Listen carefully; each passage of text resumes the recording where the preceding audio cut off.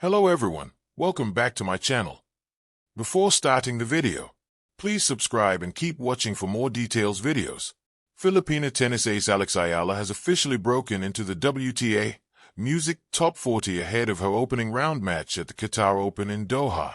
Eala just sent shock waves through the tennis world, and the WTA establishment is absolutely fuming right now.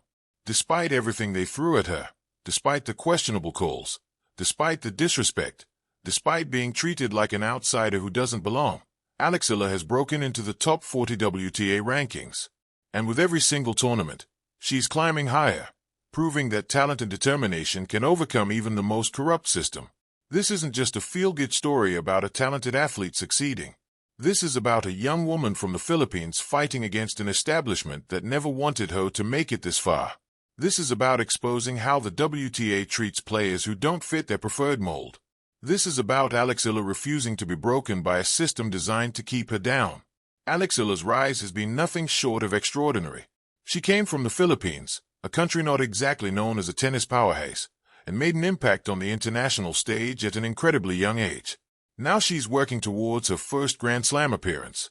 And every step of the way, she's had to fight not just her opponents on the court, but the entire WTA machine working against her. When we say the WTA didn't want her to succeed, we're not exaggerating. We're not being dramatic. We have concrete examples of how she's been wronged, how she's been treated differently, how the rules somehow don't apply the same way when Eala is on the court. Let me take you back to one particularly egregious example. During the Australian Open qualifiers, something absolutely shocking happened. Eala was in the middle of a critical rally in the first set. She hit a ball that was clearly in crystal clay. Everyone in the stadium could see it. The mark on the court was visible. The trajectory was perfect. By every objective measure, it was her point. But then came the call out. The referee called it out. Alex obviously challenged it because she knew everyone watching knew that ball was in. But here's where it gets really disturbing. The referee claimed they couldn't make a definitive determination. So, you know what they did? They ordered a replay of the point. Let that sink in for a moment. A ball that was clearly in that should have been Eala's point suddenly gets wiped away. The point gets replayed. If you know anything about tennis, you know that's not standard procedure. You don't just get to replay points because you're unsure about a call. Either the ball is in or it's out. You make a decision and you stick with it. But apparently when it comes to Eala, the normal rules don't seem to apply. The psychological impact of something like that is massive. You win a point fair and square, and then it gets taken away from you. You have to expend energy fighting for what's rightfully yours. You have to maintain your composure when you're being blatantly cheated. You have to somehow refocus and play that point all over again, knowing that the system just robbed you. And you know what? Despite all of that nonsense, despite the questionable calls and the attempts to throw her off her game, Eala won that match. She pushed through. She stayed focused, and she made it all the way to the finals of the Australian Open qualifiers. That is the kind of mental toughness and resilience we're talking about here. That's the character of Eala. Third time. And here comes the appeal. But wait, it gets even more troubling. That Australian Open incident wasn't an isolated case. Throughout her career, Eala has faced a pattern of questionable officiating calls that somehow always seem to go against her at critical moments, situations where the rules get interpreted differently when she's involved. The WTA authorities have treated her badly from the beginning. As an outsider, as someone who doesn't come from the traditional tennis pipeline, as a player from a country that the tennis establishment doesn't pay much attention to, Eala has had to fight for every bit of recognition, every bit of respect, every opportunity. While other players get the benefit of the doubt, while other players get favorable scheduling, while other players get the calls going their way, Eala has had to earn everything the hard way. She's had to be twice as good just to be treated half as well.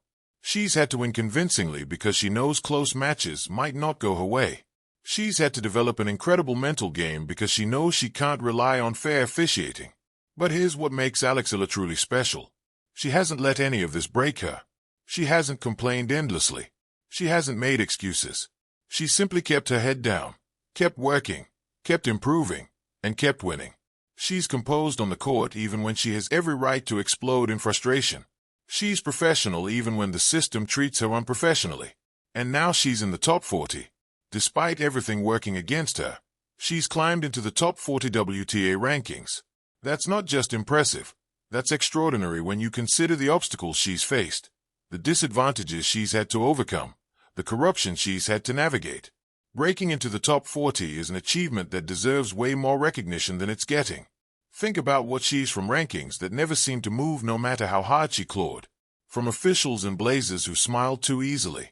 She had grown up thousands of miles away in the Philippines, on courts where the paint cracked under tropical heat, and the air smelled like sea salt and jeepney smoke. Back then, tennis wasn't politics. It was rhythm. It was sweat. It was the clean, holy sound of a bull struck perfectly on the rise. When she left home to train at the Rafa Nadal Academy under the shadow of Rafael Nadal, she carried more than luggage. She carried expectation, an island nation's hunger for a champion, a quiet belief that if she just worked hard enough, the system would reward her. But systems are rarely that simple. By the time she cracked the top 80, memes began. Commentators praised her composure. Analysts applauded her backhand. Yet something else simmered beneath the surface of the tour.